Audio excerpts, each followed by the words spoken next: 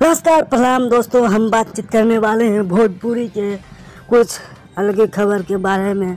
Power star Khesari Lal Yadav के गाने के बारे में और पावर स्टार पवन सिंह के बारे में जो गाना आया है। खेसारी लाल यादव का तबला और पवन सिंह का हरी हरी ओढ़नी का हर कुछ देंगे डिटेल में आप सबको। तो हमारे वीडियो को शुरू से लेकर अंत तक बने रहिए और हमारे चैनल को सब्सक्राइब कर लें। तो अगली खबर है खेसारी लाल यादव का जो तबला गाना गाना आया 8.9 मिलियन 2 दिन में व्यूज जा चुके इस गाने को, और 1 नंबर ट्रेंडिंग म्यूजिक में इस गाना ट्रेंडिंग कर रहा है खेसारी लाल यादव का।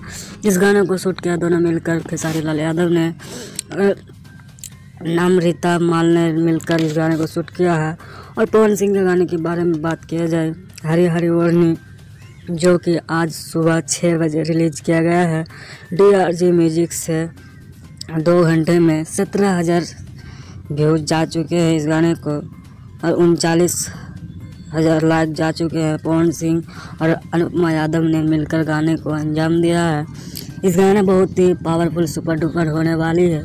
इस गाना को DRG म्यूजिक से रिलीज किया गया है और खेसारी लाल यादव का तबला गाना सारा गमा हमसे म्यूजिक से रिलीज किया गया है।